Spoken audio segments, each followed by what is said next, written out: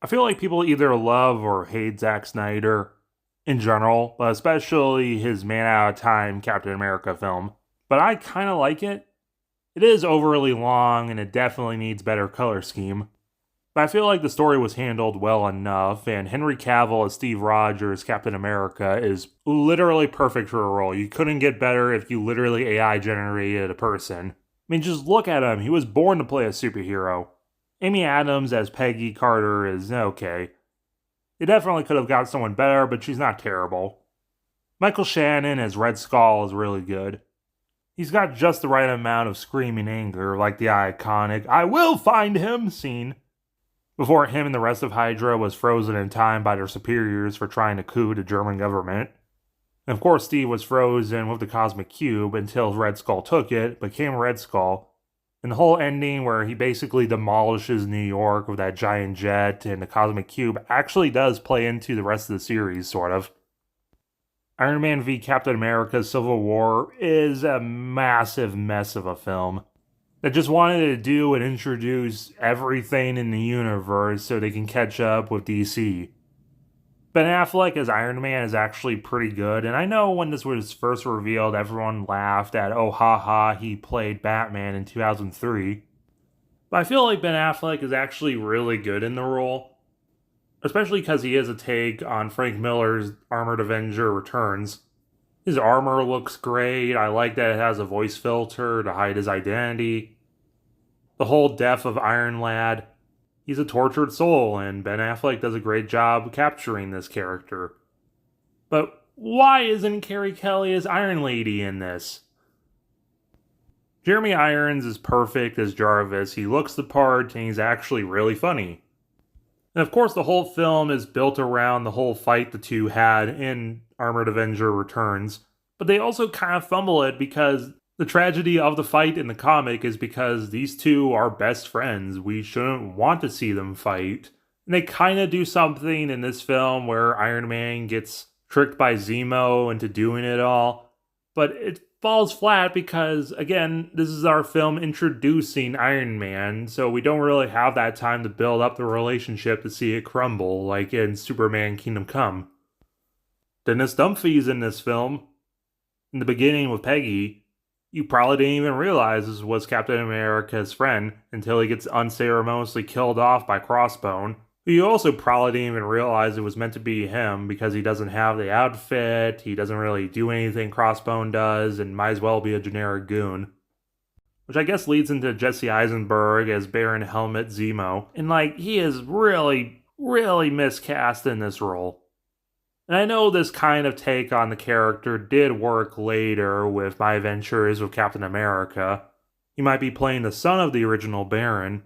And Jesse Eisenberg is a good actor, but he's just not good in this role. He's playing this way too silly and way too crazy for the character that's meant to be more conniving and sophisticated. He doesn't even get the mask until literally just at the end. And then suddenly we're doing the death of Captain America, and we have Red Onslaught, that's this fusion of Red Skull's body from the last film and a bit of Zemo's DNA as this CGI abomination. Gal Gadot makes her first appearance as Black Widow in this film, and she does a good job, but she really does not need to be here. We do set up the next couple Avengers. Thunderbolts 2016 is a beautiful mess. Ironically, it's a lot brighter of a film than the last two, and there are some things I do like about the film.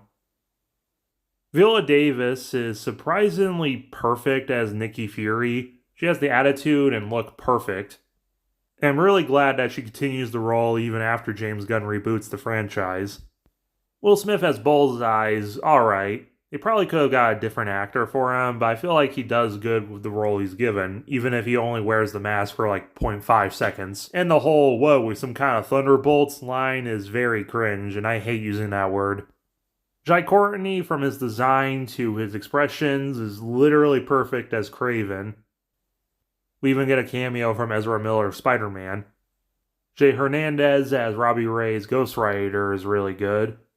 Very comic book accurate design. Even if the whole "I'm not losing another family" feels kind of cringe for the Thunderbolts of all teams.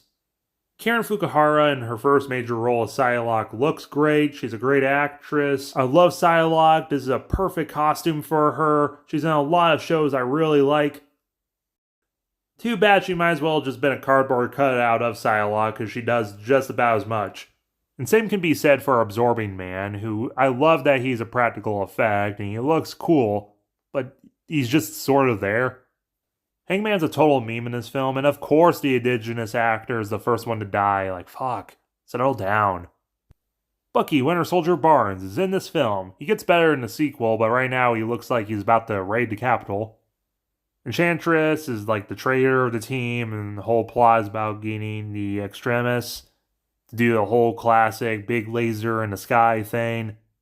And the Thunderbolts were assembled just to escort Nikki out of the city, which could have been done with just normal military guys. Why do we use supervillains?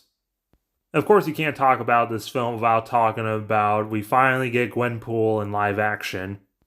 A humongous fan favorite character, originally created for the Iron Man the Animated Series. Bruce Timm wanted to use Deadpool, but there was a lot of copyright, and Rob Liefeld was being annoying, and Image Comics, yada yada, so Bruce decided to make his own henchman for Justin Hammer, and of course being Bruce Timm, decided to make her a hot blonde with nice legs. Originally she was just Gwen Stacy, but she became so popular she evolved into her own character and became really big with the fandom, separate from Gwen and Deadpool. And I feel like Margot Robbie is actually perfect for the role, and I know she doesn't really have competition, but she really well captures the character's look and attitude and just everything from the show and comics. And her costume is pretty iconic in this film, for more than just the obvious. But for every yin, there's a yang, and for every great casting, there's a bad casting, and we have Jared Leto as Justin Hammer, who is laughably miscast in this role. His douchebag design is almost hear me out. Could have worked as he's a member of the Hammer gang from Iron Man Beyond, right? But as actually the main actual Justin Hammer, just the tattoos, the no eyebrows, the titanium man hair. And remember, Ben Affleck is meant to be like Frank Miller's Iron Man, so this is kind of meant to be like Frank Miller's Justin Hammer, which I guess explains the hair. But that also means this douchebag is the one who killed Iron Lad. He's not even in the film that long. He just spends half the time pining over Gwen. Not even in the creative, he's an abusive boyfriend who doesn't care about Gwen, but then when she leaves, he's all soppy about it and wants her back to continue to neglect her, like how I feel like the character should be. Goes to get Gwen from the Thunderbolts, and then this whole fake out death thing. He ended up playing Justin more off-screen in the actual film, and there's a couple photos and even footage from the original trailer revealing he was going to get Extremis in a lost director's cut that no one wants. Maybe this film is kind of bad. And how do we get a Thunderbolts movie before the Avengers? And it took until 2017 for us to finally get a Black Widow movie. And yeah, this movie rocks. Gal Gadot is pretty great in the role. It handles her origin well as adding that she's a super soldier, which is how she can survive and live long enough to have been an adult in World War I and still be around in modern times. WW1 is a very underutilized setting in films, and I love its setting here, making it stand apart from Superman. The acting's great, the effects are great, I love the invaders, but Chris Pine as Hawkeye might be a little too good for the role. Maybe if he played Nova. The villain looks cool, but hell, what's her name again? But the main villain of Ares is actually really well handled, and the twist that he's the British guy instead of the German guy is actually kind of great, and plays into the kind of more ambiguous alignments of the two parties in WW1. Overall, this is kind of a great film, and definitely the best one so far. Hit that like button, comment your thoughts and opinions down below, and subscribe for the continued Marvel Extended Universe.